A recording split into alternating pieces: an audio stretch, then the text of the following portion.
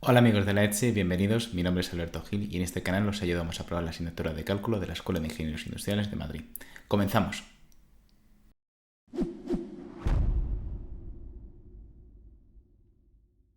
En esta ocasión os traemos un ejercicio de examen del año 2012 que consta de 3 apartados. En el primero de ellos tendremos que representar gráficamente una función. Es un ejercicio bastante típico. Habrá que estudiar el dominio de la función, intervalos de crecimiento, concavidad, convexidad. Es laborioso, pero ya digo, sencillo. El segundo apartado tendremos que hallar el número de soluciones de una ecuación en función de un parámetro k. Es un ejercicio que también vais a ver que es muy sencillo, pero hay que enfocarlo bien porque de lo contrario se complica. Y finalmente, en el apartado 3 tendremos una sucesión definida de forma recurrente y tendremos que decidir si es convergente y en ese caso calcular su límite. Para mí, sin duda, es el apartado más complicado de todos. Tendremos que utilizar el principio de inducción, tendremos que razonar de forma muy sutil. Ya digo, para mí es la parte más difícil. Bueno, pues vamos a ver, como siempre, todos estos apartados con mucho detalle. Así que empezamos. Bueno, pues comenzamos con el primer apartado. Tenemos que representar la función f de x, que es el cociente entre x y el logaritmo neperiano de x. Y para ello lo que tenemos que hacer pues eso es un estudio de varias cosas. En primer lugar tenemos que ver el dominio de la función f, tenemos que estudiar las asíntotas de la función, tenemos que ver los intervalos de crecimiento y decrecimiento de la función. Relaciona con esto también los extremos de la función, es decir, los máximos y los mínimos de la función. Y por último también tendremos que ver pues, lo que es un estudio de la concavidad o convexidad de la función. ¿Vale? Entonces, bueno, una vez que hayamos hecho el estudio de todo esto y hayamos sacado las conclusiones, pues eso nos va a permitir pues, poder pintar pues, cómo es la función f que nos da. ¿De acuerdo? Bien, pues comenzamos con el primero de ello. Empecemos con el estudio del dominio. El dominio no es otra cosa que los puntos en donde la función está definida. Si os fijáis, en la función f aparece la función logaritmo neperiano de x. Esta es una función que ya todos la tenemos que conocer, pero que tiene dos características que nos importan para este apartado. La primera de ellas es que está definida para los reales positivos, ¿de acuerdo? Y la segunda es que como este logaritmo neperiano de x aparece en el denominador, pues nos va a interesar analizar en qué punto se anula el logaritmo neperiano de x. Entonces, logaritmo neperiano de x es 0 si y solo si x es igual a 1. ¿De acuerdo? Vamos, simplemente como a modo de recordatorio, pues la función logaritmo neperiano de x, ya digo, está definida en el eje de las x positiva y tiene un aspecto pues tal que así. ¿Vale? Cuando tiende a 0 se va a infinito, cuando tiende a infinito también se va a más infinito y justo en x igual a 1 pues la función se anula. Bien, pues teniendo en cuenta estas dos observaciones, pues decimos que el dominio de f es toda la recta real positiva menos un punto, que es el punto donde se anula el denominador, que es el punto 1. O si queremos, lo podemos también expresar como la unión de dos intervalos, el intervalo 0, 1, unión con el intervalo 1, infinito. Estas dos formas son equivalentes. Bien, pues esta sería la primera parte del estudio, ¿de acuerdo? Después habíamos dicho que teníamos que hacer un estudio de las asíntotas de la función, ¿de acuerdo? Asíntotas tenemos de varios tipos. Están las asíntotas verticales, que son las primeras que vamos a estudiar, que básicamente son rectas verticales en la gráfica de la función, en las que la función se aproxima a ella tanto como queramos. O sea, dicho así, un poquito con un dibujo que siempre es más claro, imaginamos que tenemos una función f que hace pues algo así. Bueno, pues esta recta vertical que pasa por el punto x igual a, pues es una asíntota vertical. ¿Por qué? Porque vemos que a medida que la función se acerca, en este caso a por la izquierda, pues se va acercando asintóticamente a la recta vertical. Y lo mismo ocurre para cuando nos acercamos, cuando la función se acerca a pero por el lado derecho, ¿vale? Entonces, matemáticamente esto lo vamos a expresar diciendo que el límite cuando x tiende a por la izquierda de la función es más o menos infinito. Y lo mismo por la derecha, ¿de acuerdo? Bien, pues ¿qué puntos van a ser candidatos a ser asíntotas en general? Bueno, pues van a ser candidatos todos aquellos que veamos que la función tiende a infinito. Por ejemplo, donde se anula el denominador. Entonces, la función f se anulaba, si recordáis, en x igual a 1, luego ese va a ser un candidato. En ese punto, en x igual a 1, la función no está definida, pero puede tener un límite que sea más o menos infinito. Es lo que vamos a comprobar. El límite, cuando x tiende a 1 por la izquierda, de f de x, que es igual al límite, cuando x tiende a 1 por la izquierda, de x partido del logaritmo neperiano de x. Entonces, si os fijáis, cuando x tiende a 1, esta x del numerador tiende a 1, y el logaritmo neperiano, cuando tiende a 1, si recordáis la fórmula, vamos, la gráfica del logaritmo neperiano, cuando tiende a 1 en este caso, perdón, por la izquierda, pues veis que se va acercando a 0, pero se va acercando a 0 con valores negativos. Luego, algo que tiende a 1 dividido entre algo que tiende a 0 negativo, pues esto va a ser menos infinito. Y el límite, ahora por el otro lado, por el lado de la derecha, de f de x, que será igual al límite cuando x tiende a 1 por la derecha de x partido del logaritmo neperiano de x, pues la misma historia. Cuando x tiende a 1, x tiende a 1 y el logaritmo neperiano también tiende a 0, como antes, pero ahora veis que en el eje de ordenada es positivo, con lo cual es positivo. Dividir 1 entre algo que tiende a 0 pero positivo, pues es positivo, más infinito. Con lo cual, de estas dos cosas sacamos que existe una asíntota vertical en x igual 1.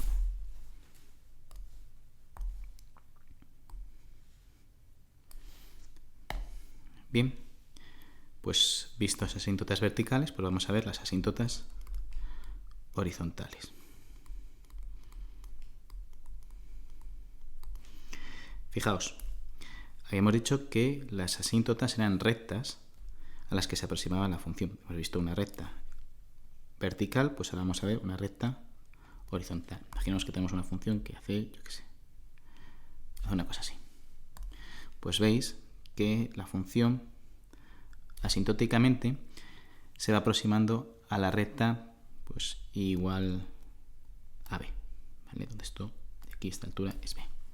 Bien, pues esto matemáticamente lo expresamos como que el límite cuando x tiende puede ser a más infinito de f de x es un valor b, o también podría ser, para el caso de menos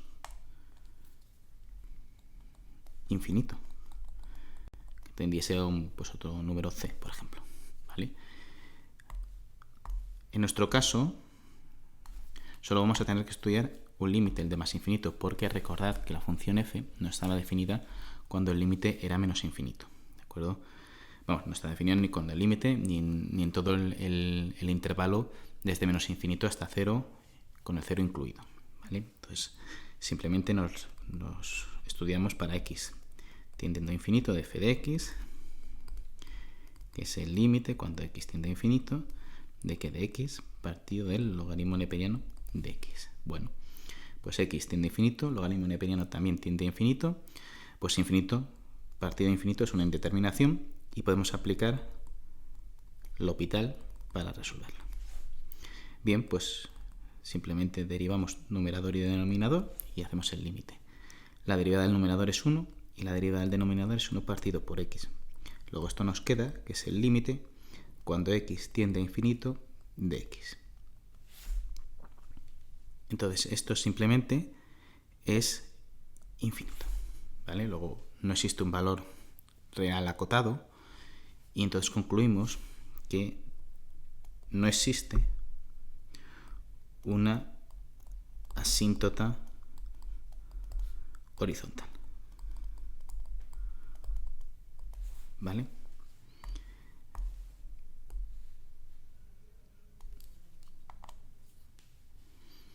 Bien, en esos casos en los que no exista una asíntota horizontal, lo que tenemos que ver es si existe una asíntota oblicua. ¿Por qué? Fijaos, es verdad que cuando la función hemos visto que tiende a infinito, pero es posible que aunque no tienda asintóticamente a una recta horizontal, pero que pueda hacer esto la función.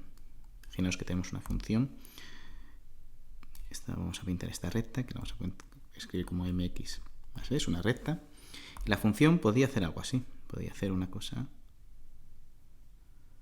¿veis? Que a medida que tiende a infinito, pues se aproxima a esta recta. No es una asíntota horizontal, pero bueno, pero se aproxima asintóticamente a esta recta. Entonces, de esta recta veis que tenemos la pendiente, parámetro m, y también tenemos el parámetro b, ¿vale? Que es, digamos, el punto en el que pues pase por, cuando x es igual a 0, pues este es el punto b.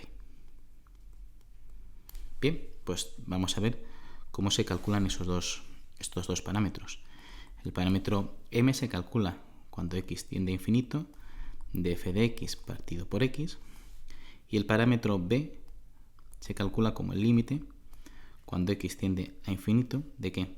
De f de x menos m por x. ¿De acuerdo? Entonces, bueno, pues vamos a ver qué obtenemos aquí. Fijaos, solo voy a poner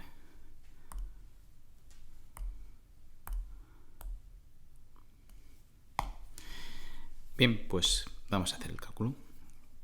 M es igual al límite cuando x tiende a infinito de f de x partido por x, que esto es igual al límite cuando x tiende a infinito, f de x, que es x partido del logaritmo neperiano de x, partido todo ello de x, con lo cual esto me queda, las x de arriba con las x de abajo se anula, me queda que x tiende a infinito, de 1 partido del logaritmo neperiano de x. Y esto es 0.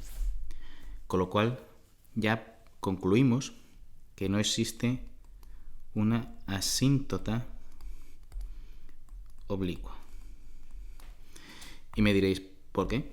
Si sale 0. ¿Qué pasa? ¿Que no puede valer 0? Pues no, porque si sale 0, fijaos que lo que me está diciendo es que el parámetro m, que es la pendiente, vale 0. Con lo cual estamos diciendo que de ser sería una recta con pendiente nula. Pero es que una recta con pendiente nula es una asíntota horizontal, que ya hemos visto en el apartado anterior que no existe. Con lo cual descartamos que pueda tener una asíntota oblicua. En estos casos en los que no hay asíntota horizontal, tampoco hay asíntota oblicua, solo nos queda estudiar un último caso, que es lo que se llaman ramas parabólicas. ¿De acuerdo? ¿Qué son ramas parabólicas? Bueno, pues la función puede no crecer de forma lineal, mejor dicho, tender asintóticamente a una recta, pero puede parecerse a una parábola. Fijaos, la función podría tener este aspecto.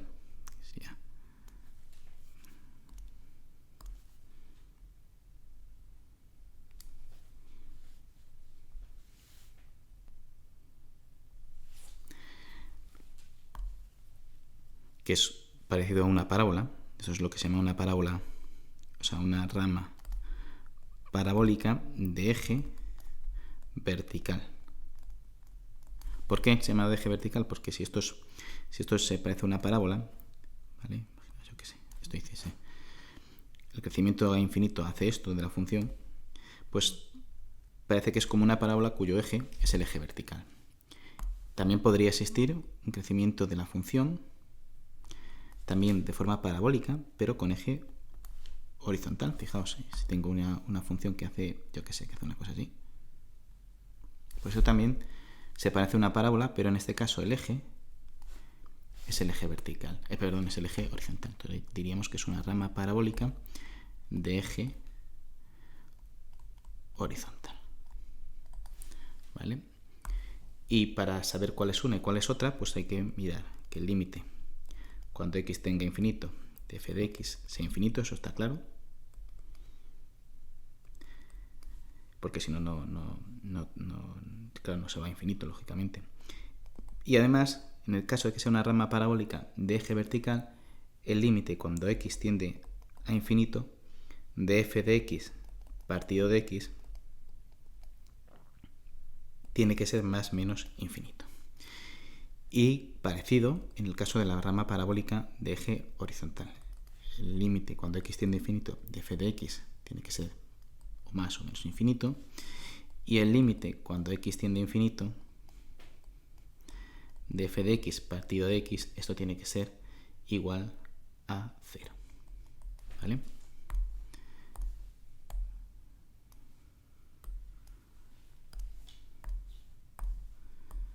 Bien, pues fijaos que ya lo tenemos casi resuelto, porque en el apartado anterior habíamos visto que la función, perdón, que el parámetro m, que es básicamente esto que estamos calculando aquí,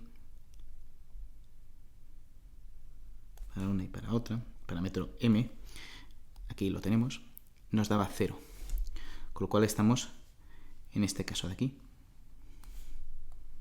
Estamos en una rama parabólica de eje horizontal. ¿De acuerdo? Pues vamos a escribirlo.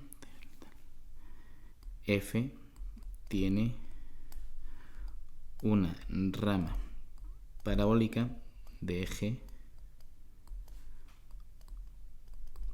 horizontal.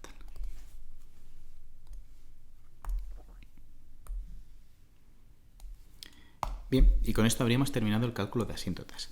Simplemente un detalle. Aunque no está dentro de las asíntotas, si os fijáis, hemos calculado el límite cuando la función tiende a más infinito, cuando la función tiende a 1. Es decir, hemos visto como los extremos de los dos intervalos del dominio. Teníamos un intervalo 0, 1 y el intervalo 1, infinito. ¿Vale? Entonces hemos visto los extremos de este intervalo, pero los extremos de este intervalo solo hemos visto el del 1 por la izquierda, pero nos falta 1 por la derecha. Vamos a analizarlo porque en x igual a 0 la función no está definida y puede hacer alguna cosa rara. Vamos a ver si efectivamente lo hace o no. El límite cuando x tiende a 0 por la derecha, de f de x por la derecha, porque recordemos que el dominio de la función es todos los reales positivos. Esto es el límite cuando x tiende a 0 por la derecha de x partido del logaritmo neperiano de x. Y esto es 0 partido de infinito. Bueno, mejor dicho, de menos infinito, porque cuando el logaritmo neperiano de x tiende a 0 por la derecha es menos infinito. Entonces, algo muy pequeño partido de algo muy grande, pues esto va a tender a 0. ¿Vale? Con lo cual, la función, pues esto no lo vamos a añadir para luego representar la gráfica, que nos va a ser también pues necesario. Bueno, y con esto hemos acabado lo que es el estudio de las asíntotas. Ahora tenemos que estudiar los que se llaman los intervalos de crecimiento. ¿De acuerdo? Bien. Sabemos que si una función es creciente, su derivada es positiva, y al revés, si una función es decreciente, su derivada es negativa. Entonces, pues con esta proposición que tenemos, pues lo que tenemos es que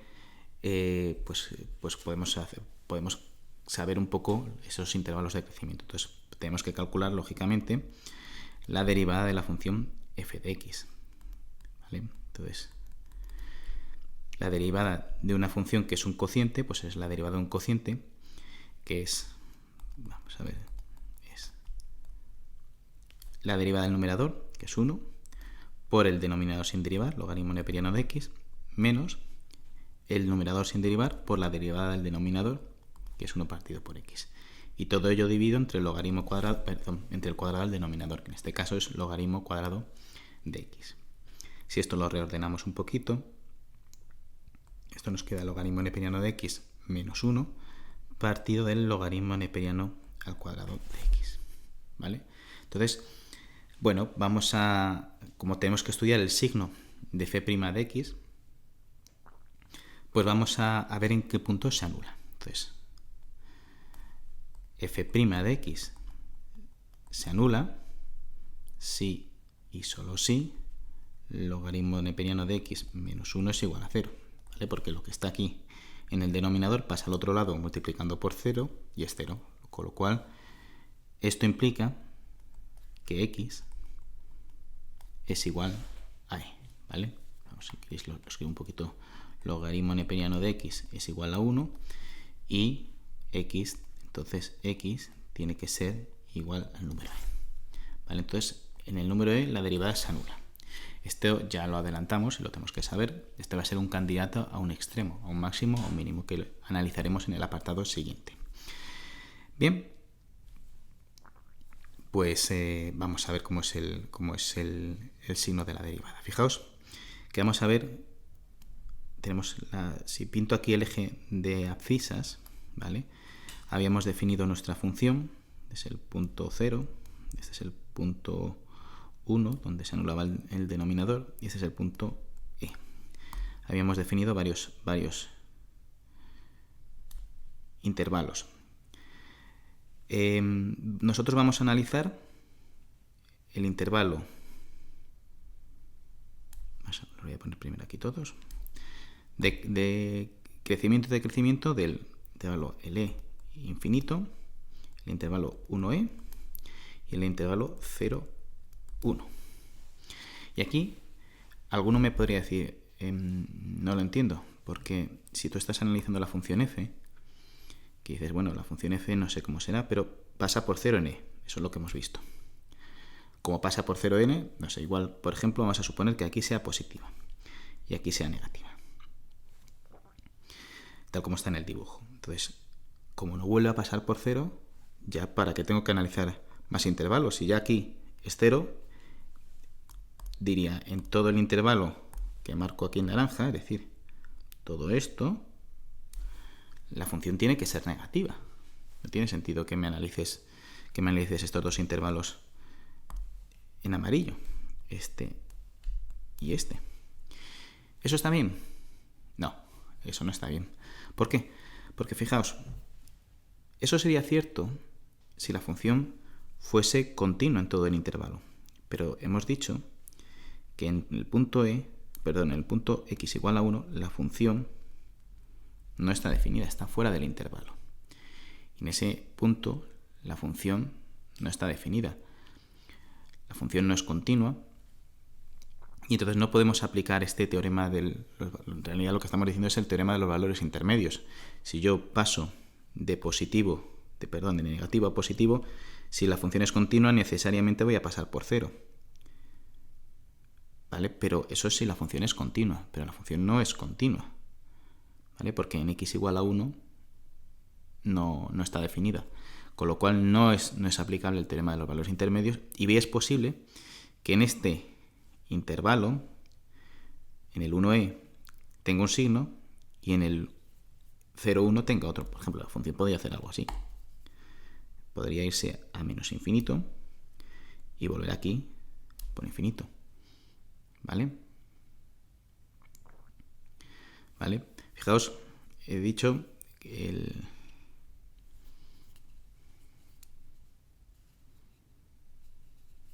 esta parte la voy a repetir.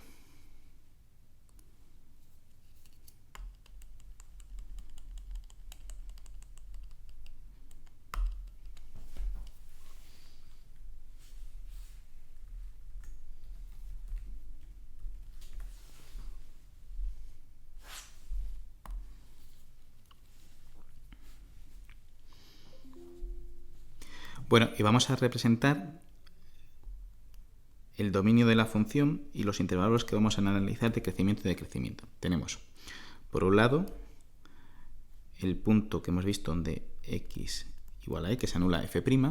Tenemos el punto x igual a 1. Y vamos a analizar estos intervalos de crecimiento y decrecimiento. El intervalo este de aquí, este y este. Es decir, vamos a analizar el intervalo desde e hasta infinito, el intervalo 1e y el intervalo 0, 1. ¿De acuerdo?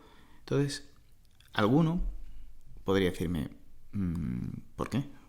Vamos a ver si has visto, si la función pasa por 0 en x igual a e, imaginaos que tenemos esa situación, y el signo aquí es positivo y aquí es negativo.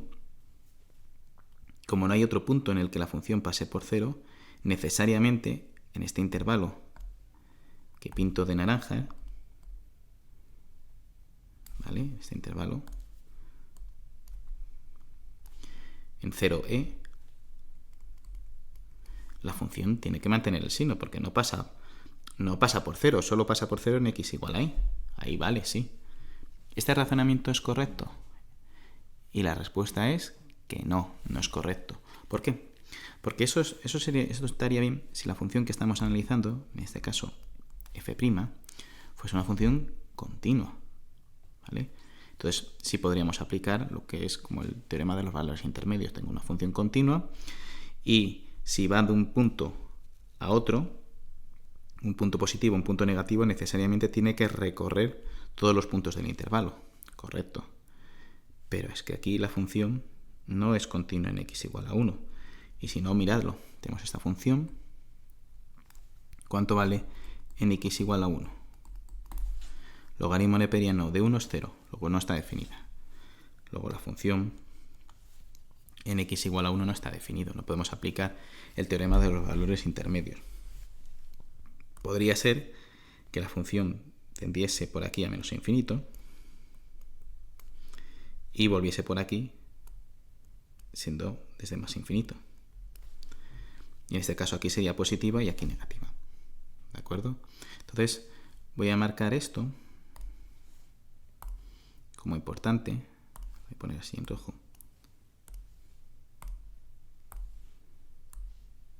Para que no se nos olvide.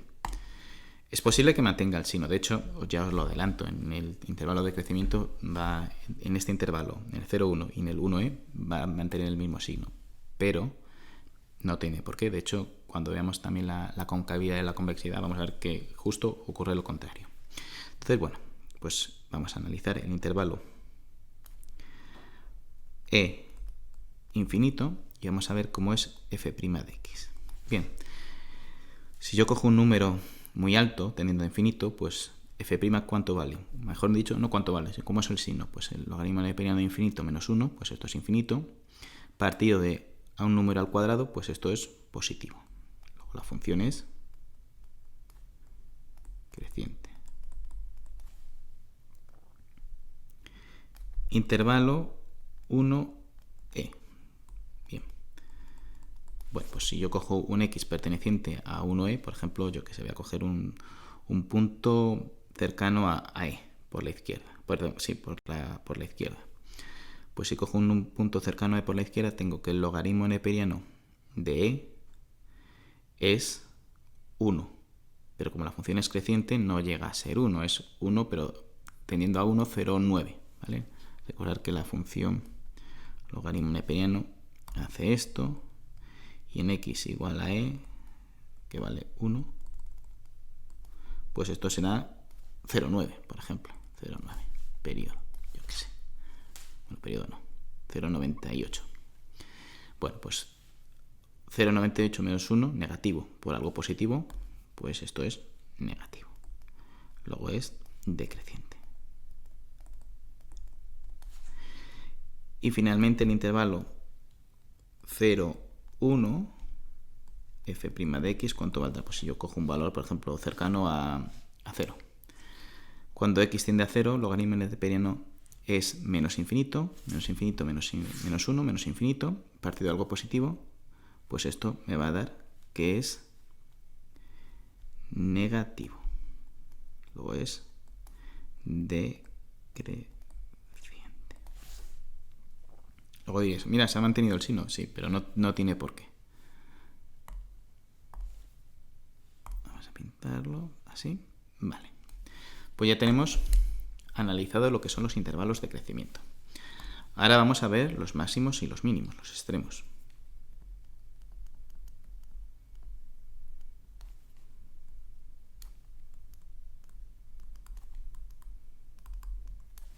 Bien, ¿qué es lo que necesitamos analizar aquí? Bueno, pues sabemos que una función que tiene un extremo, un máximo, un mínimo, su derivada es nula, ¿vale? O sea, es decir, si f tiene un extremo,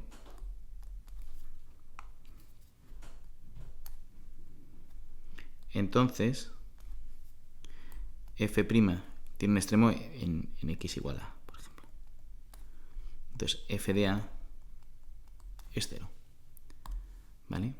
Eso es lo que nos vamos a basar. Bien. Recordad que la proposición en sentido contrario es falsa. Una función derivada, la derivada de una función, si se anula en un punto, no quiere decir que sea un extremo. Eso, el ejemplo clásico es la función x cubo. X cubo, su derivada se anula en 0, pero en 0 no es un mínimo ni un máximo, es un punto de inflexión, ¿vale? Simplemente recordarlo para que no se nos olvide. Entonces lo que tenemos cuando calculamos puntos que se anulan a la derivada son candidatos. Esto es importante, candidatos. Datos a extremos. ¿Y cómo vamos a saber que es un candidato, que este candidato es precisamente un extremo? Pues fijaos, si yo tengo, imaginemos que tenemos la función y tuviésemos que fuese, yo que sé, un mínimo. ¿Vale? La función en un entorno de ese mínimo, ¿vale? En un entorno, si queréis llamarlo delta, pues en un entorno de este, ¿cómo es? Es decreciente y luego creciente a la derecha, lo cual f de a menos delta, es decir, la derivada de f de a en un entorno pero por la izquierda va a ser negativo, mientras que aquí en un entorno de ese punto pues va a ser positivo y justo en el punto mínimo se va a anular. Lo mismo pero al revés, si en vez de tener un mínimo lo que tuviésemos es un máximo. Si yo tengo un máximo aquí, x igual a, me cojo un entorno de ese punto, un entorno delta, por ejemplo, y digo, bueno, aquí la función tiene que ser creciente, luego la derivada por la izquierda es creciente y luego ya empieza a decrecer, luego la derivada por la derecha es decreciente y justo en el extremo pues se anula. Pues vamos a ver cómo es la derivada y para eso no tenemos que hacer ningún cálculo, nos vamos al ejercicio anterior y fijaos, cogemos un entorno, el mínimo que habíamos detectado era este, x igual a e, y vemos qué sucede a la derecha y a la izquierda. A la izquierda, que sería aquí,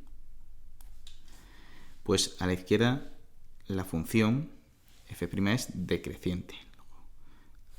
Hace una cosa así. Justo en x igual a e se anula y a la derecha, es decir, en este punto, la función es creciente. Luego concluimos que tiene un mínimo. Vamos a decir que hace una cosa así, ¿vale? Es un mínimo. X igual a e es un mínimo de la función.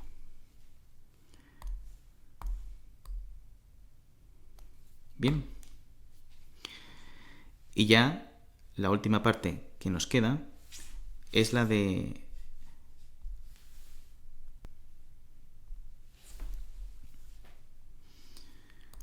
Bien, y ya la última parte que nos queda de analizar en este primer apartado es la concavidad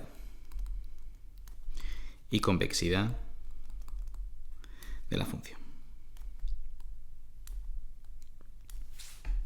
Fijaos, nosotros sabemos que si f es una función con derivada segunda positiva en un intervalo abierto y, entonces f es convexa. O sea, f' positiva en i implica f convexa. ¿De acuerdo? Vamos a recuadrarlo. Pues esto es justo lo que vamos a utilizar. ¿Qué tenemos que calcular? Pues la derivada segunda. Recordad que la derivada primera nos había salido en el apartado anterior, que era el logaritmo neperiano de x menos 1 partido del logaritmo cuadrado de x, con lo cual, de nuevo, tenemos que hacer una derivada de un cociente, ¿vale? Entonces esto es pues lo mismo de antes.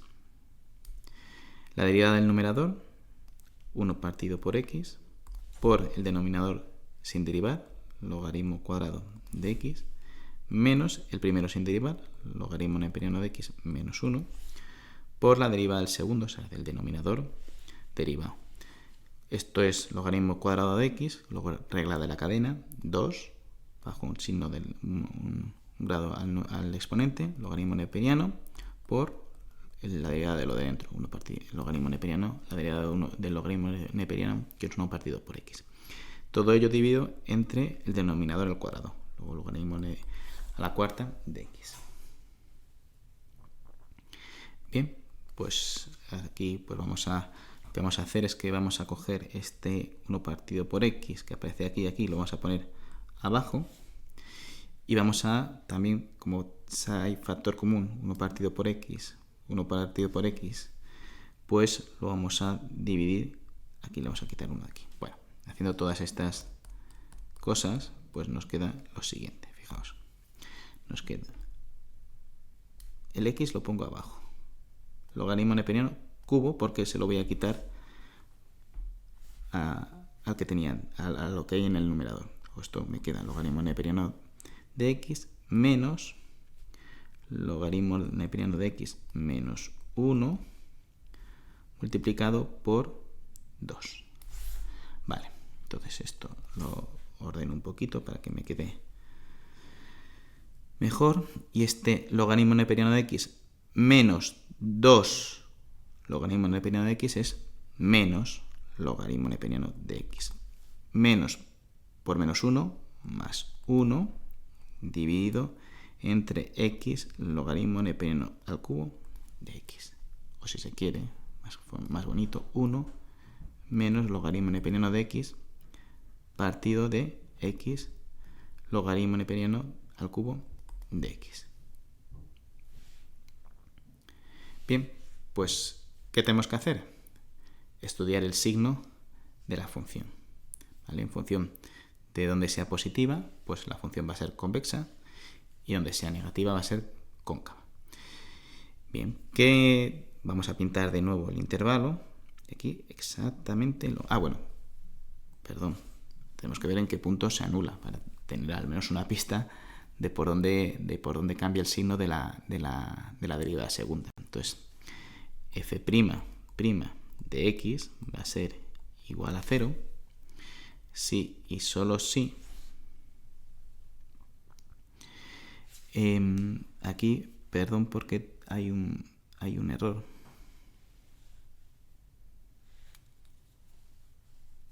Paro aquí.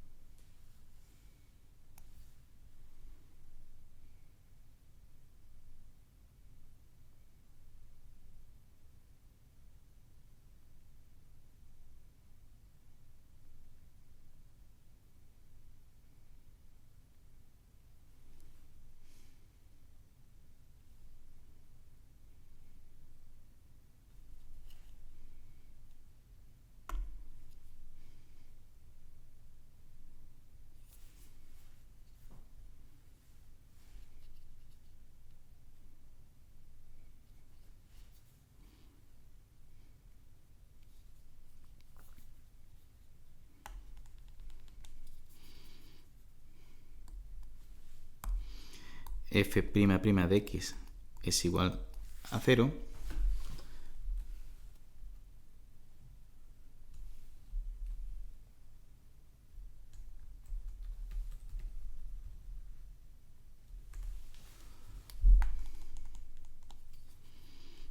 f' de x es igual a 0.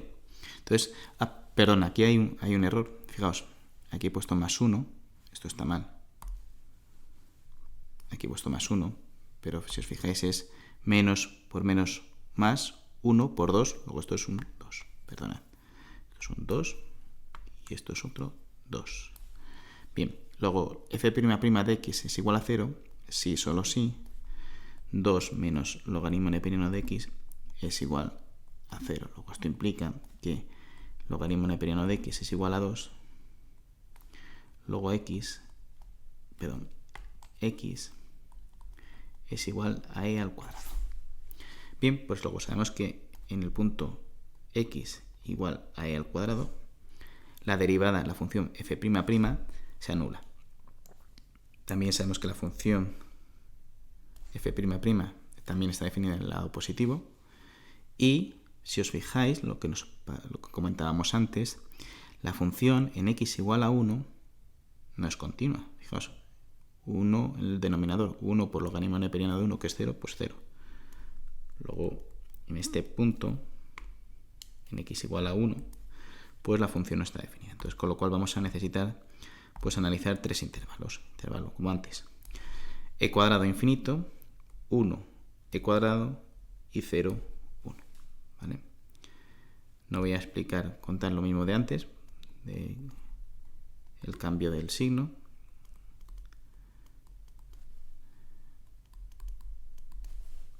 ¿Vale? Entonces, pues vamos a ver cómo hace la función. F, en este caso vamos a evaluar f''.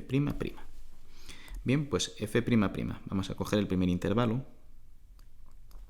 e cuadrado hasta infinito. Entonces, ¿qué hace f''? Pues si f' tiende a infinito, x tiende a infinito, pues es 2 menos el logaritmo de infinito, pues esto es menos infinito, dividido entre algo positivo, pues esto va a ser negativo. ¿De acuerdo? Luego aquí la función diremos que es cóncava. Después tenemos el intervalo 1 e cuadrado.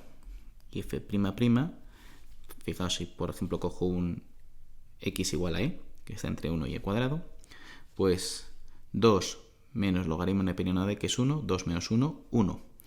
Dividido entre algo positivo, pues esto va a ser positivo. Luego esto de aquí es convexa. Y ahora vamos a analizar el intervalo 0, 1.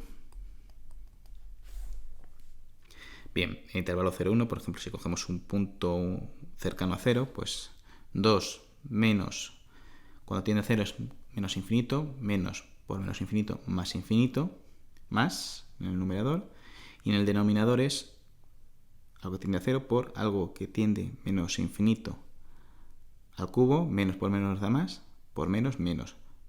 Luego el denominador es negativo. Más numerador menos denominador, negativo. Luego es cóncavo. Aquí veis cómo ha cambiado el signo y no pasa por 0. La función f'' pasa por 0 aquí, luego no vuelve a pasar por 0. ¿Por qué? Pues no sé cómo será la función f'', pero si era negativo, era negativo por aquí, positivo por aquí, pues habrá ido aquí más a infinito y aquí habrá vuelto por menos infinito. Algo así hará la función, ¿vale? La podéis graficar en cualquier programa y podéis echarle un ojo. Bien, y ya hemos terminado con todo el análisis. Ahora, ¿qué es lo que tenemos que hacer? Pues tenemos que coger toda la información que hemos ido teniendo y dibujar nuestra gráfica.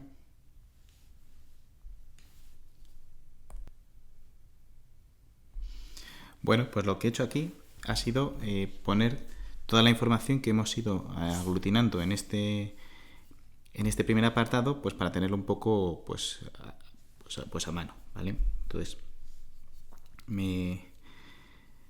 bueno, me queda casi sin espacio para pintar, pero bueno, vamos a hacer lo que podamos. Vamos a pintar.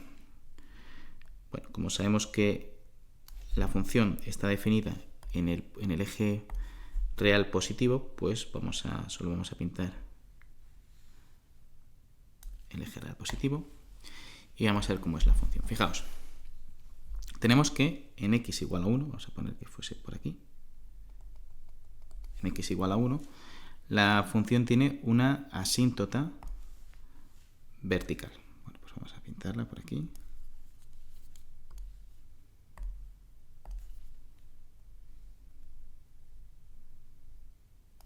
Vale. Entonces voy a marcar con amarillo pues aquello que ya hayamos usado. Este de aquí. Vale. El dominio es todos los puntos menos este, el eje real positivo menos este, con lo cual esto ya también lo hemos utilizado. En x igual a e, la función tiene un mínimo, y ese mínimo, aunque no lo hemos calculado antes, pero lo podemos hacer ahora mismo, f de e es e partido del logaritmo neperiano de e, que esto es e, luego la función por aquí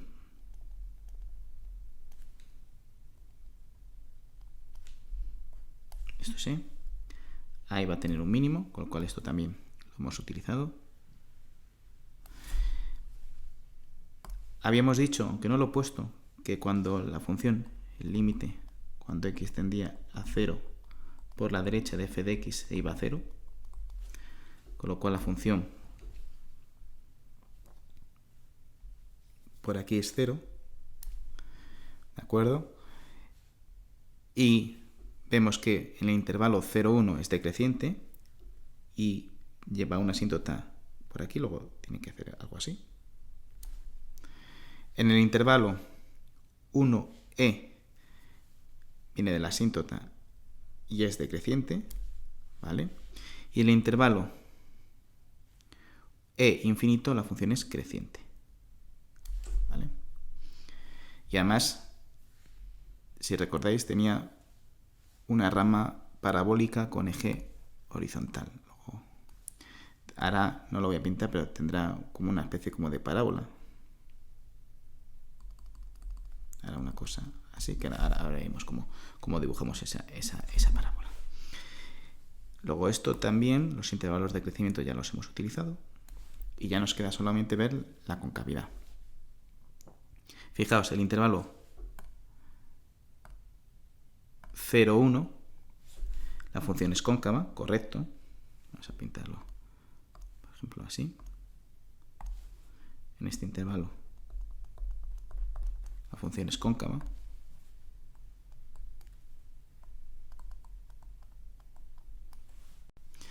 En el intervalo 1e cuadrado, 1 por ejemplo e cuadrado pues será aquí.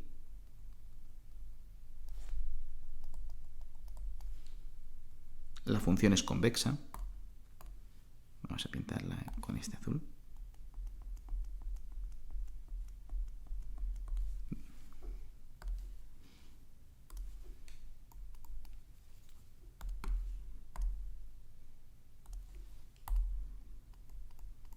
Convexa, ¿vale?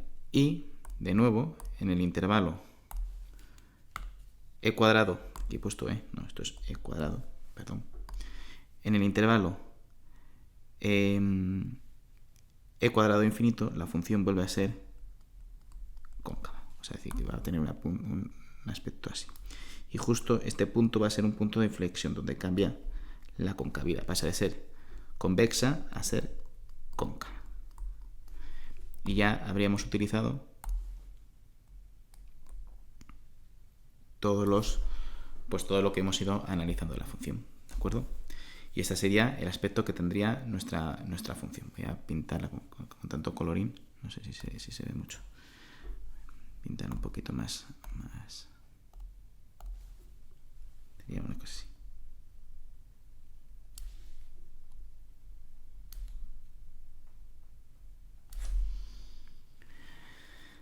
Vale, y con esto terminamos el primer apartado. Bueno, en este apartado nos piden que, en función de los valores del parámetro k, hallar el número de soluciones de la ecuación x menos k por logaritmo neperiano de x igual a 0. Vale, pues este ejercicio, o mejor dicho, este apartado, es un apartado que no es especialmente complicado. Vais a ver lo que es, realmente es una tontería.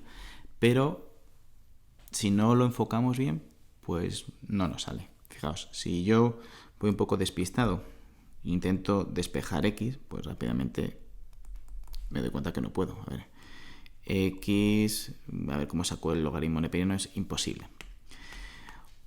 Otra opción, pues podría ser decir, mira, pues esta función, voy a buscar los ceros de esta función, utilizo el teorema de Rolle, el teorema de Bolzano. No. Fijaos, muchísimo más sencillo que todo esto, y lo que tenemos que utilizar es todo lo que hemos sacado del apartado anterior. Fijaos, si yo tengo mi función, vamos a pintarla rápidamente. Tenemos la función que hemos obtenido antes, una función que está definida en el eje positivo, excepto en el punto x igual a 1. Tiene un mínimo en x igual a e, justo en ese punto, pero en x igual, vaya por Dios,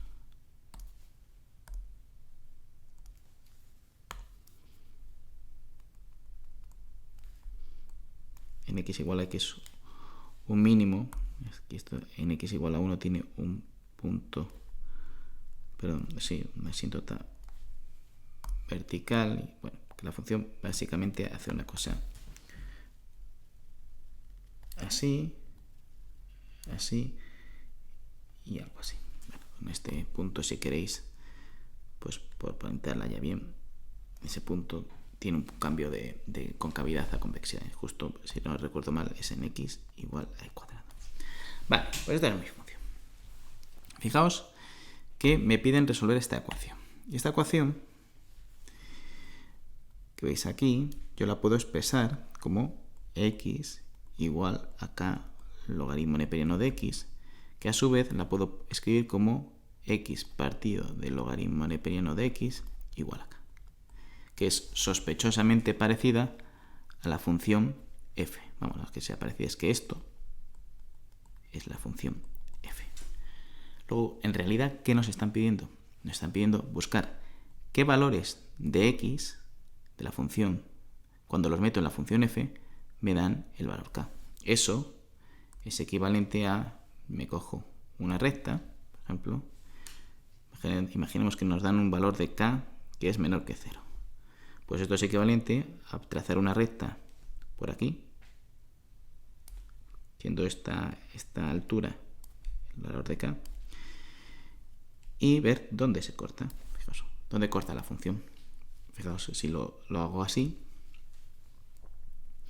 este punto de corte, que lo vamos a llamar, por ejemplo, a, ¿vale?, cumple que la función f en ese punto a, ¿cuánto vale? K. Luego este punto, para este k concreto, es solución de la ecuación. Entonces, fijaos que el detalle es que no nos piden que calcular explícitamente la solución, nos piden que calcular el número de soluciones. Con lo cual, pues simplemente el ejercicio está chupado. Lo único que tenemos que es ir contando, viendo los intervalos que hay y contando pues los puntos de corte. Vamos a... Fijaos, intervalo, si k es menor que 0, pues estoy en este primer caso, estoy por aquí. Pues ¿cuántos puntos de corte tiene con la función? Pues siempre va a tener 1. Si me voy un poquito más arriba, vuelvo a tener 1, vuelvo a tener 1, con lo cual, bueno, pues simplemente no... decimos que en este caso, si k es igual a 1, entonces, lo voy a poner el número de soluciones así, número de soluciones es 1. Si k es mayor que 0, pero es menor que el mínimo, que se daba en x igual a e, que valía e, pues en este caso, fijaos que no tengo ningún punto de corte con la función f. ¿Vale? Entonces, el número de soluciones es 0. ¿De acuerdo? Y si... voy a borrar esta flecha que me es muy fea. Y si justo k vale e. Si k es igual a e, en este punto, pues corta la función aquí. Luego la función, el número de soluciones, es 1. Y ya por último, o bueno, mejor dicho, por penúltimo, si k es mayor que el número e, entonces voy a estar aquí. Y aquí va a tener 2, y en cualquier punto que yo me vaya, pues como está la función por aquí es creciente a más infinito, y aquí también crece a más infinito, pues siempre voy a tener 2 soluciones. El número de soluciones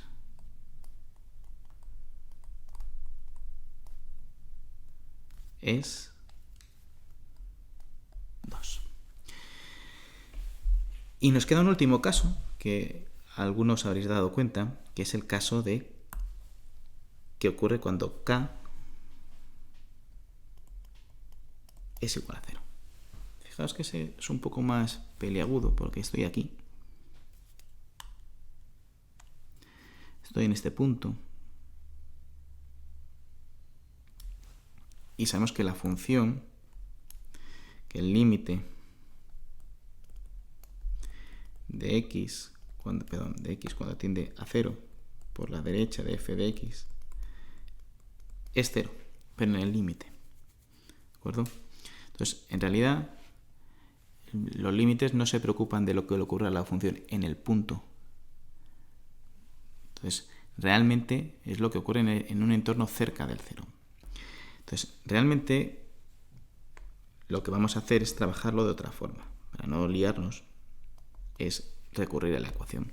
Decir, bueno, k igual a 0, pues me cojo mi ecuación x menos k logaritmo neperiano de x igual 0. Como k es igual a 0, pues este término se me anula. Y la ecuación que me queda es una ecuación muy sencilla, es x igual 0. Luego, esta ecuación tan sencillita tiene una única solución, que es x igual 0. Luego, si k es 0, entonces el número de soluciones es 1. Y además aquí la damos explícitamente, x igual 0. Es el único caso que podamos poder, bueno, que así de forma fácil podemos dar la solución explícita de la ecuación. Bueno, y con esto pues hemos acabado el apartado 2.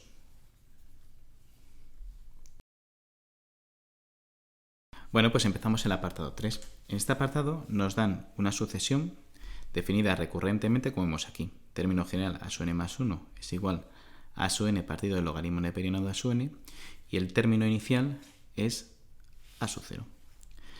¿Qué es lo que vamos a hacer? Bueno, pues lo primero, vamos a hacernos una idea de cuál va a ser el resultado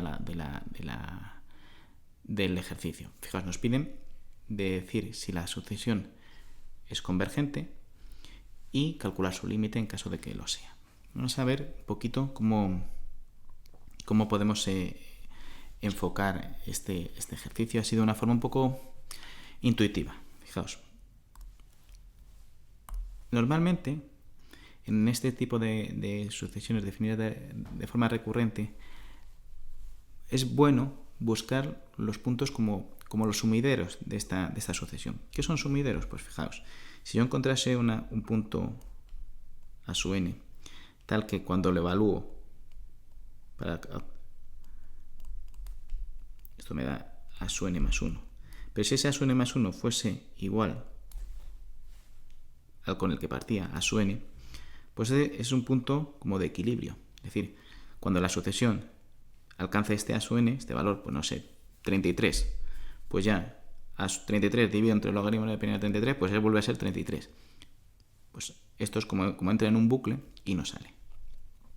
Ese punto es muy sencillo de hallar, porque si lo único que tenemos que imponer es la condición de x partido del logaritmo neperiano de x tiene que ser igual a x, ¿vale? Y esto, si lo despejáis, esto nos queda que logaritmo neperiano de x es igual a 1, con lo cual x es igual al número e.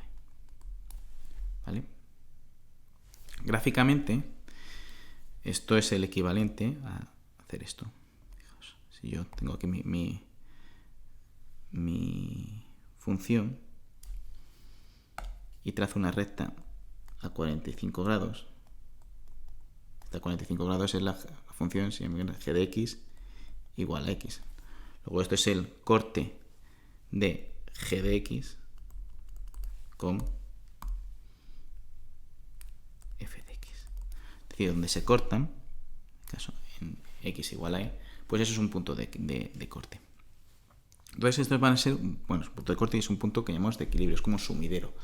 Cuando la sucesión alcanza este valor e, pues no sale. Esto lo podéis ver fácilmente. Si a su n es igual a e dividido entre logaritmo neperiano de, que es 1, pues se vuelve a ser e. ¿De acuerdo? Entonces ya nos hacemos una idea de que, bueno, pues este punto es un punto particular en la sucesión, que nos puede venir bien para más adelante.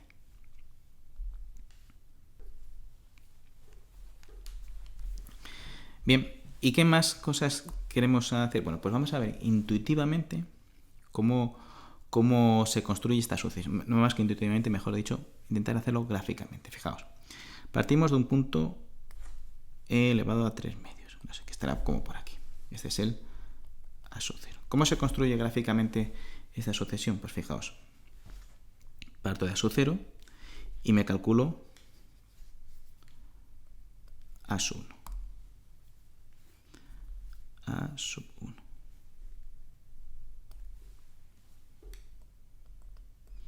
A sub 1, que será a sub 0 partido de logaritmo neperiano de a sub 0. Esto es equivalente a hacer f de a sub 0. Y f de a sub 0 es este valor aquí.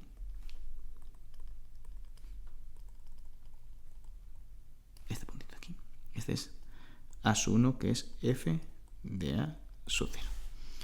Y ahora este valor de aquí me lo quiero llevar al eje horizontal, el eje de abscisas. ¿Cómo me lo llevo?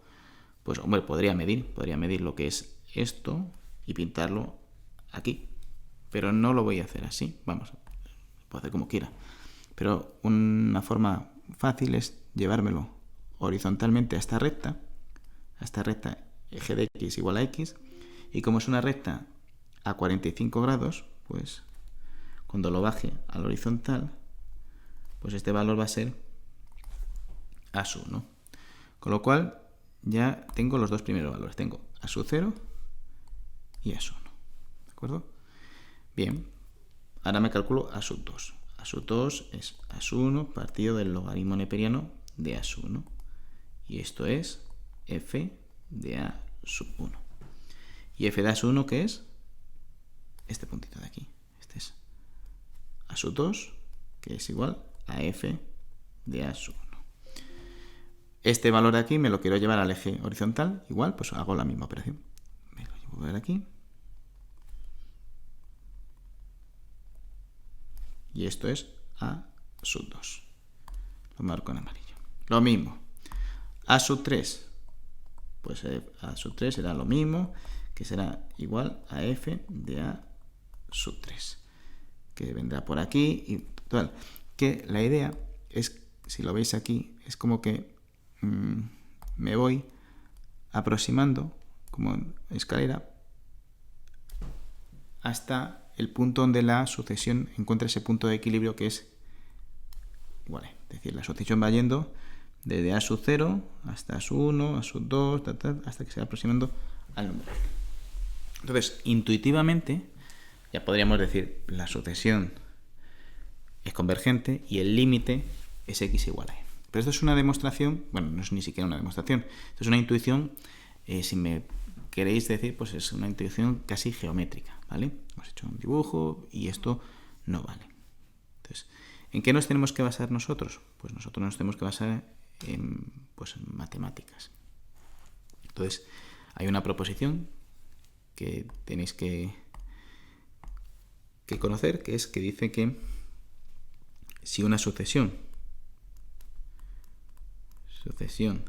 es monótona,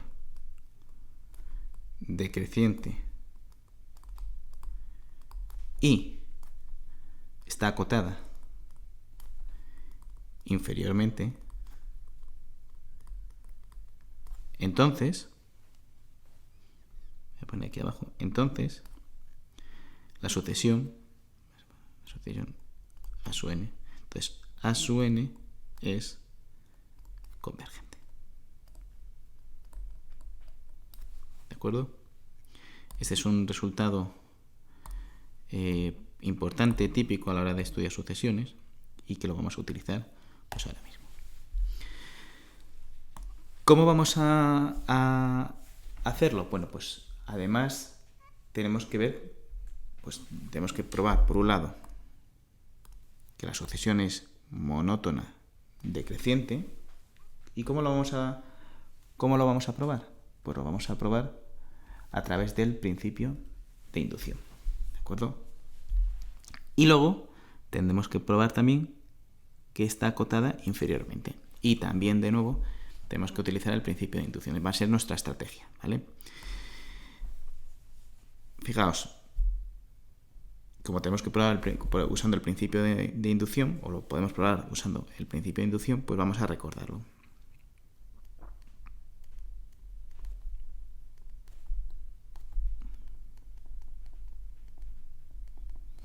El principio de inducción es un principio que aplica a los números naturales. Entonces, si yo tengo una propiedad, por ejemplo, vamos a llamarle propiedad P,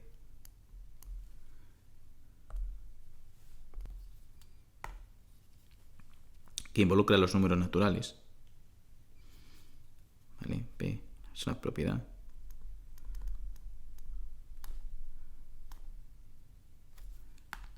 que involucra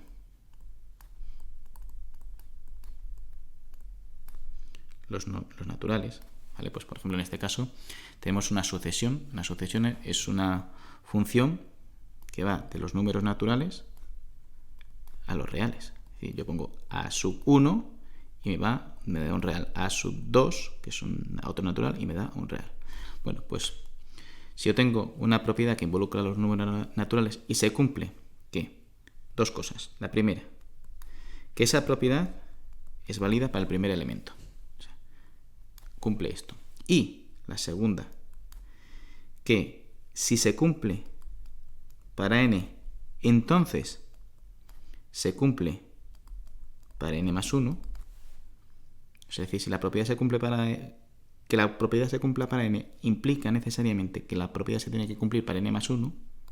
Entonces, si se cumplen estas dos cosas, la propiedad se cumple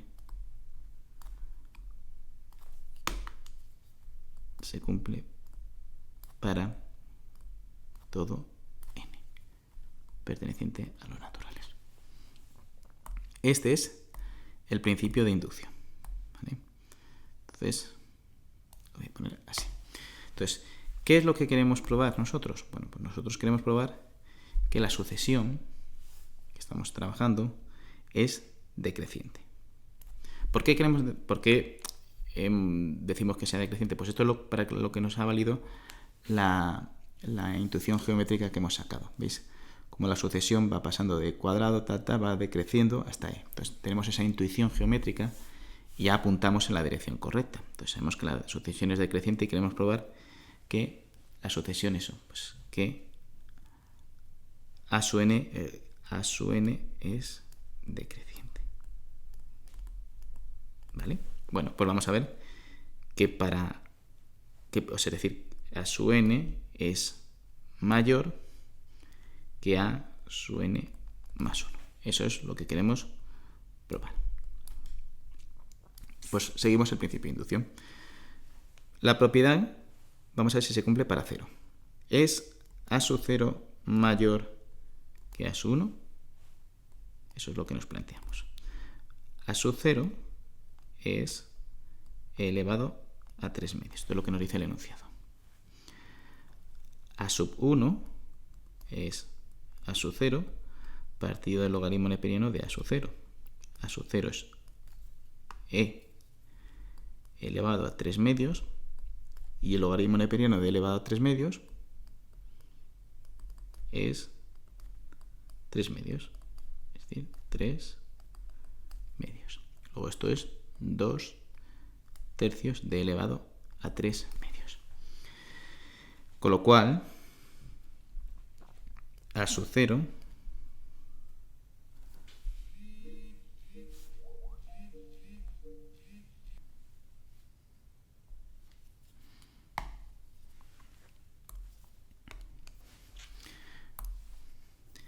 bueno, pues a sub 0 es elevado a 3 medios y es mayor que 2 tercios de elevado a 3 medios, que es igual a sub 1. Con lo cual, la primera, lo que llamamos la propiedad en 0, se cumple. Ahora tenemos que probar la segunda, que si se cumple para n, entonces se cumple para n más 1. Vamos a tomar la propiedad para n. Entonces, propiedad para n, decimos que, por ejemplo, a sub n menos 1 es mayor que a sub n. ¿Vale? Esto es lo que llamamos la hipótesis de inducción. Entonces, para n se cumple, que el anterior es más grande. ¿De acuerdo? Lo tenemos aquí. Entonces, hemos escrito simplemente esto. Esta parte que marco aquí en amarillo. Para n se cumple. Bien. Entonces, lo que yo sé es que a sub n es f de a sub n menos 1. Eso está claro. Y sé que a sub n más 1 es f de a sub n. Eso también lo sé. ¿De acuerdo? Entonces, me voy a fijar ya en estas dos cosas. Y voy a pintarme, como siempre, la gráfica de la función. La función era una cosa así. Esto es el mínimo, n. Y yo qué sé, a sub n estará...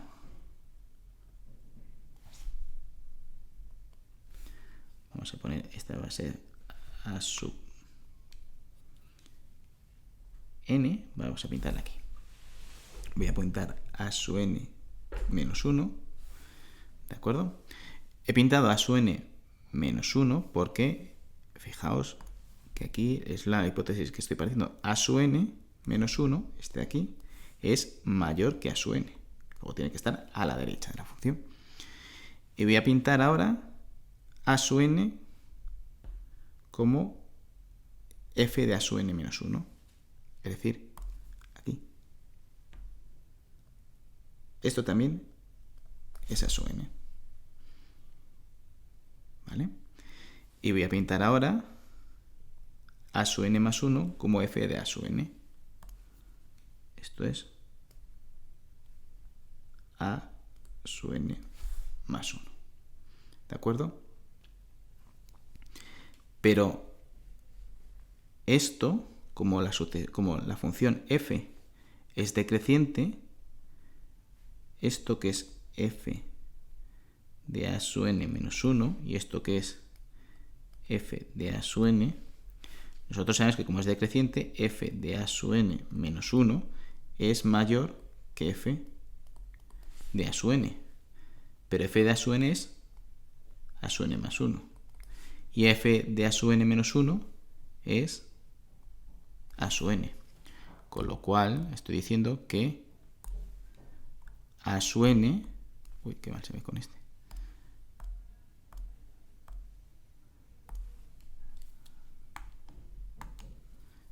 A sub n es mayor que a sub n más 1, que es lo que quería demostrar. Que si se cumple para a sub n, entonces se cumple que a sub n más 1, perdón, aquí, aquí, que a sub n es mayor que a sub n más 1, que es esta parte de aquí. ¿Vale? ¿Se ha entendido? Lo repito otra vez por si no queda claro. Yo parto de la hipótesis de inducción, que es que a sub n menos 1 es mayor que a sub n, que es esta parte de aquí. Me vale para n. Y partiendo de esto tengo que demostrar que vale para n más 1. Es decir, que a sub n más 1 es mayor que a sub n es mayor que a sub n más 1. Entonces, yo sé que a sub n es f de a sub n menos 1. ¿Vale? Porque la sucesión está definida de forma recursiva. Y sé que a sub n más 1 es f de a sub n. Por la misma razón, está definida de forma recursiva. A sub n es menor que a sub n más 1, menos 1. Por eso lo pongo a sub n menos 1 a la derecha de la función, en el eje positivo un poquito más a la derecha aquí. Y pinto a sub n. A sub n es f de a sub n aquí. Y a sub n más 1 es f de a sub n aquí. Como la función es creciente, entonces f de a sub n menos 1, que es a sub n, es mayor que f de a sub n, que es a sub n más 1.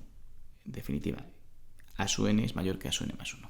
Es un poco juego de palabras, y es verdad que a lo mejor lo tenéis que mirar un par de veces el vídeo para coger un poco la idea. Pero bueno, es así.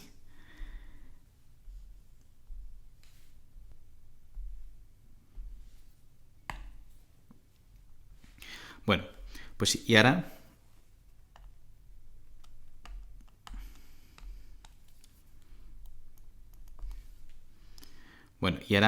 como se cumple para p sub 0, vamos a ver que si se cumple para la propiedad para n, entonces se cumple para p sub n más 1. Entonces, ¿esto a qué es equivalente? Vamos a escribirlo en el lenguaje que estamos usando nosotros.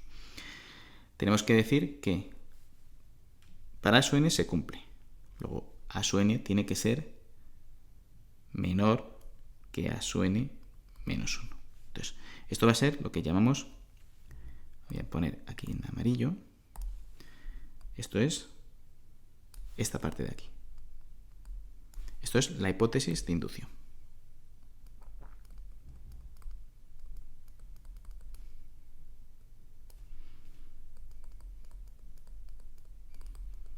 Entonces, si se cumple esto, entonces yo tengo que demostrar, y lo voy a poner en rojo, porque todavía no sé si voy a ser capaz, que se cumple para a sub n más 1. Es decir, que a sub n es mayor que a sub n más 1. ¿Vale? Que sería, pues, esta otra parte de aquí. Esto sería esta parte de aquí. ¿Vale? Pues yo parto de lo amarillo y tengo que llegar a lo rosa. Bien. Yo sé que sé esto. A sub n menos 1 es mayor que a sub n. ¿Pero qué es a sub n? A sub n es f de a sub n menos 1, por la forma que está definida. Eso está claro. ¿Y qué es a sub n más 1? Pues a sub n más 1 es f de a sub n. Bien, perfecto. No he hecho nada más que escribir cosas que sé. Y ahora voy a seguir escribiendo cosas que también sé. Yo sé que mi función es así, es desde el intervalo que ya lo habíamos visto, desde e hasta infinito es creciente. Y voy a pintar, por ejemplo, aquí el valor a sub n. Sé cosas. Sé que a sub n estará en el eje de abscisas y tendrá un valor mayor que a sub n, con lo cual estará por aquí. A sub n menos 1. ¿Vale? Sé que a sub n, aunque lo he pintado aquí, pero también es f de a sub n. Luego también es este valor de aquí. Esto es f de a sub n menos 1, que es igual a sub n. A sub n lo tengo aquí y aquí. Vale. A sub n, también sé que f de a sub n es esto. Será este punto. Este es f de a sub n. Porque esto que estamos pintando aquí ya, para recordarlo, es la función f.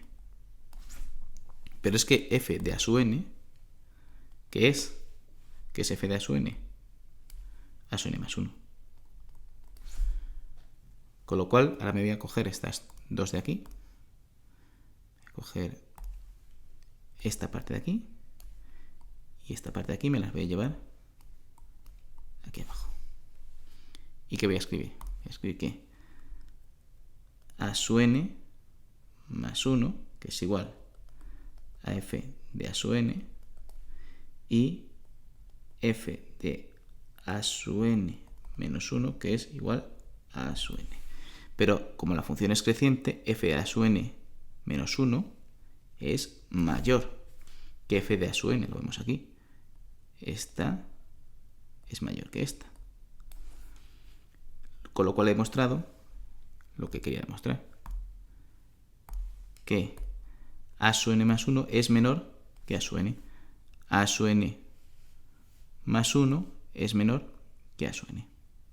¿Vale?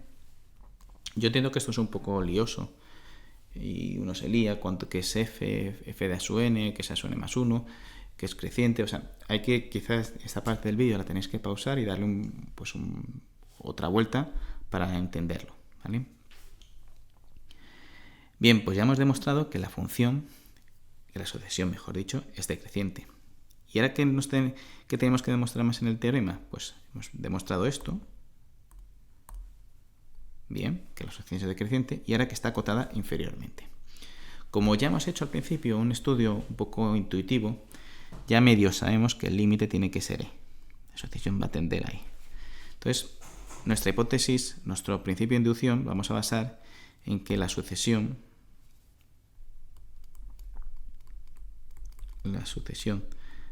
a sub n está acotada por e. Es decir, que a sub n es mayor que, acotada, si queréis, mejor inferiormente, por e. ¿Vale? Eso es lo que queremos demostrar. Y lo vamos a demostrar de nuevo por inducción. Vamos a ver que la propiedad es válida para 0. Evidentemente, a sub 0, que es elevado a 3 medios, es mayor que, con lo cual se cumple. Ahora, nuestra hipótesis de inducción. Vamos a suponer que la hipótesis se cumple para n. Es decir, a sub n es mayor que e. Y con esto tenemos que demostrar que a sub n, lo voy a poner en rojo porque como todavía no sabemos si lo vamos a ser capaces de demostrar, que a sub n más 1 es mayor que e. Bien, pues entonces vamos a ver cómo lo hacemos. A sub n es mayor que el número e, ¿vale? Bien, ¿cuánto vale a sub n más 1? A sub n más 1 es f de a sub n. Y esto tiene que ser mayor que e. ¿Por qué? Fijaos. De nuevo mi gráfica. La función, y aquí es creciente, pero tiene un mínimo n. Este es un mínimo. ¿Vale? Esto lo habíamos visto en el apartado 1, mínimo.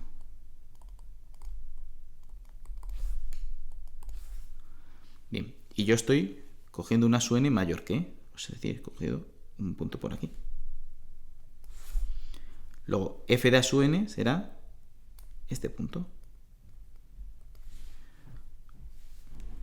F de a su n, como es un mínimo, la función va a ser siempre mayor que el mínimo. Luego va a ser mayor que el número e. Con lo cual hemos demostrado que a su n más 1 es mayor que e. Con lo cual esto es cierto y la hipótesis de inducción también es cierta. ¿De acuerdo? Y con esto pues habríamos demostrado esta otra parte. La función está acotada inferiormente, con lo cual pues bingo, a su n es convergente. Lo hemos demostrado de forma rigurosa que la sucesión es convergente. ¿Qué nos queda ahora? Demostrar el límite. El límite ya lo sabemos porque hemos hecho esa intuición geométrica del principio y el límite es e, ¿vale? Pero tenemos que demostrarlo de una forma un poco rigurosa. Vamos a demostrar que el límite de a su n es precisamente e. ¿De acuerdo? Entonces, bueno, pues vamos a suponer que tenemos nuestra función, nuestra sucesión, y lo que hacemos es que decimos que el límite cuando n tiende a infinito de a su n, pues será un número L. Valor L. Como sabemos que es convergente, pues será L. Bien. Pero también sabemos que el límite cuando n tiende a infinito de a su n más 1, pues esto también tiene que ser L. ¿Vale? Pero sabemos que f de a su n, que es a su n partido del logaritmo neperiano de a su n, esto es a su n más 1. Pero cuando trabajamos con límites, ¿vale? Tomamos límites en los dos lados.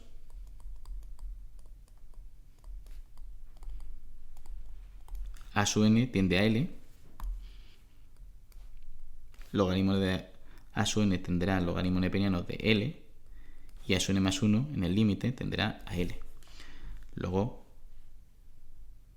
L es igual a L por el logaritmo neperiano de L. Este L con este L se me va y me queda que 1 es igual al logaritmo neperiano de L, con lo cual L es igual al número E. ¿De acuerdo? Y con esto pues terminamos este tercer apartado. Bueno, y con esto terminamos. Espero que os haya sido útil este vídeo y si queréis que suba más contenido como este, por favor dejádmelo en comentarios. Un saludo y muchas gracias por vernos.